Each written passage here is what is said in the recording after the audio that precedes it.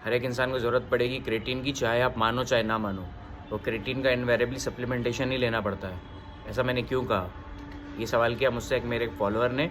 इसने पिछले कुछ दिनों में मुझे ही मेरे 4-5 रील सेंड कर दिए और मुझसे पूछा कि आपने हर वीडियो में अपने ये कहा है कि अगर आपकी डाइट में सफिशिएंट प्रोटीन है तो आपको प्रोटीन सप्लीमेंटेशन की ज़रूरत नहीं है, लेकिन जब बात आई क्रिएटिन की तो आपने बोला कि क्रिएटिन का सप्लीमेंटेशन ही लेना पड़ेगा। क्या आपको किसी आपके स्पॉन्सर ने बोला ये सब कहने के लिए? आपने ऐसा क्यों कहा? सबसे पहले तो मेरे भाई, I wish I was sponsored. अगर मैं स्पॉन्सर्ड होता तो इस डब्बे पे आपको ब्रांड का लेबल दिख रहा होता, जो कि नहीं दिख रहा है। दूसरी बात, मैंने इसलिए कहा क्रेटिन सप्लीमेंटेशन की ज़रूरत पड़ेगी क्योंकि क्रेटिन एक ऐसा ऑर्गेनिक एसिड है जो हमारी बॉडी खुद प्रोड्यूस करती है अगर आपकी डाइट में sufficient sea food and red meat है। और इंडिया में हम लोग कितना रेड मीट और सी फूड खाते हैं, ये बात किसी से छुपी नहीं है। अब अगर आपकी बॉडी में sufficient amount of animal based protein नहीं है तो आपकी बॉडी खुद से तो क्रेटिन बनाने से रही। अब मान लीजिए अगर आप sufficient amount of animal protein खाते भी हैं मेरे तरह, तो भी आपकी बॉडी एक दिन में 1 से 2 ग्राम से ज़्यादा क्रेटिन नेचुरली प्रोड्यूस नहीं करेगी।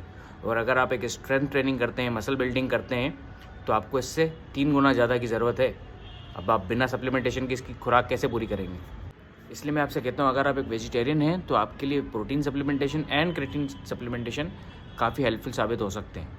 लेकिन मैं वही बात दोबारा कहूँगा, अगर आप अपनी डाइट पे 1 रुपये का भी खर्च कम किए बगैर इन्हें लेना अफोर्ड कर सकते हैं, तभी आप इन्हें लीजिएगा, नहीं तो आप अपना पूरा पैसा अपनी डाइट पे खर्च कीजिए।